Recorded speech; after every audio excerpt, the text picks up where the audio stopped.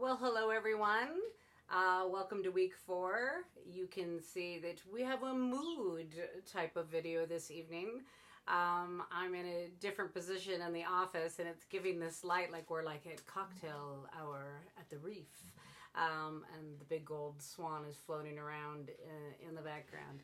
Anyways, I want to thank you for being so kind about my week 3 instructor video. I had some horrible allergic reaction to something in my face all the way up this side, across my nose and up. You can see a little bit left here. It looked like somebody had slapped me with hives. It was a little terrifying. And I wasn't feeling well from it. So I went to the doctor on Saturday. I'm going to a specialist on Thursday. They're going to start doing some allergy testing to figure out what the heck happened.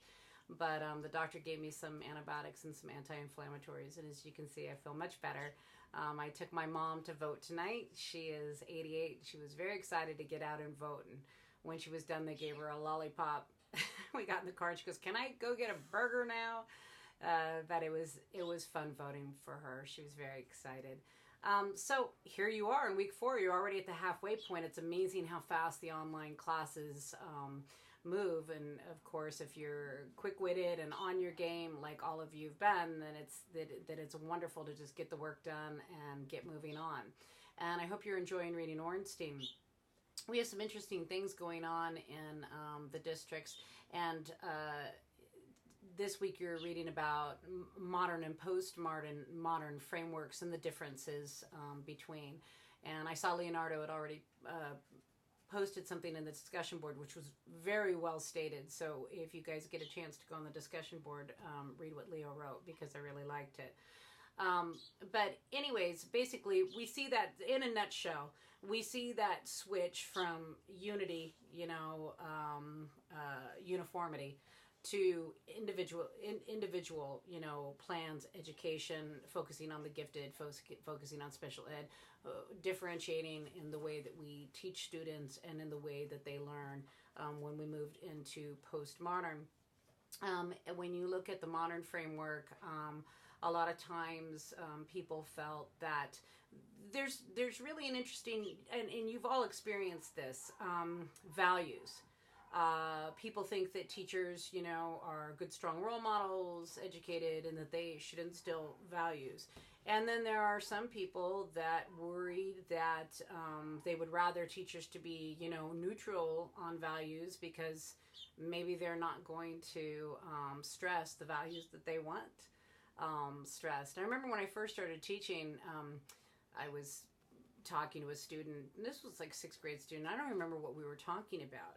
But she went home and she told her father, how much she loved me, and he said, "Oh, well, Miss Wood's the worst kind of teacher. She keep her values to herself." And I was like, "My gosh, what did I say?" I couldn't even think of what I had said besides being kind, to this student. But who knows? It could have been one of my beliefs that I just took as a norm that he did not consider a norm.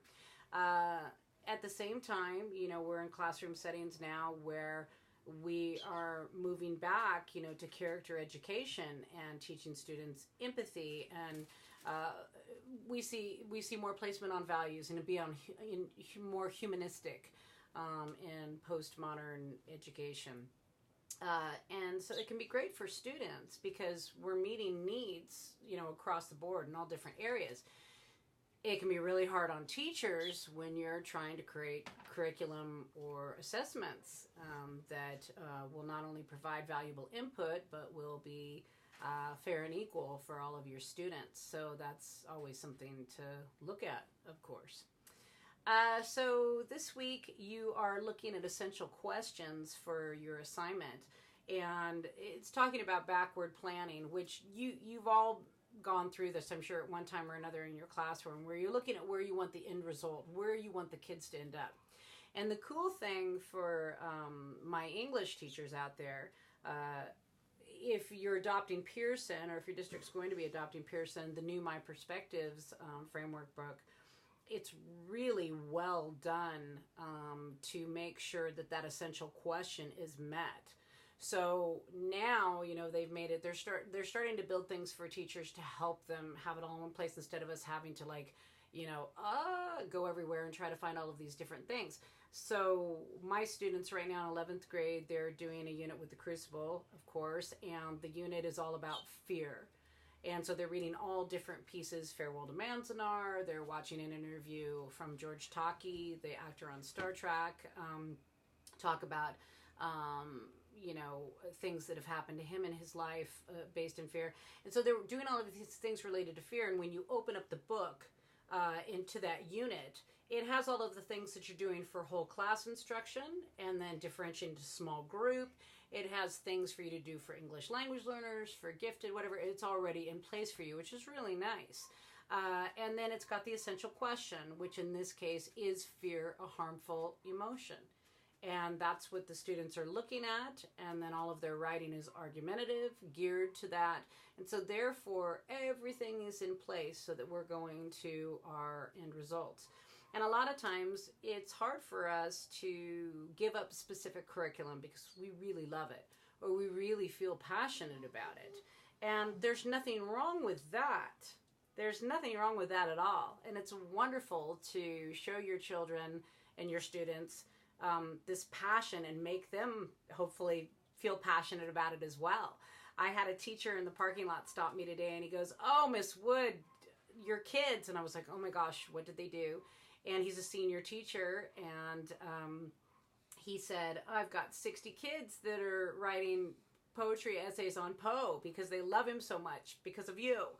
And I felt great that my love for a poet was transferred to my students. But this year, when we started the new Common Core curriculum for 11th grade, Poe is not covered the way he was covered before, where we look at biographical, historical information and really delve deep into his life and his work. One of his pieces is related to the unit as a supplementary reading on fear. So when they would be looking at Poe, it would go back to the essential question, is fear a harmful emotion? And they would be looking at that and keeping that in mind while they read Poe, instead of looking specifically for alliteration or tone or historical background or whatever. They would be looking for that and probably focus on mood. And then in the other grade levels, they would hit other elements of Poe. So do I lose my curriculum of Poe? No.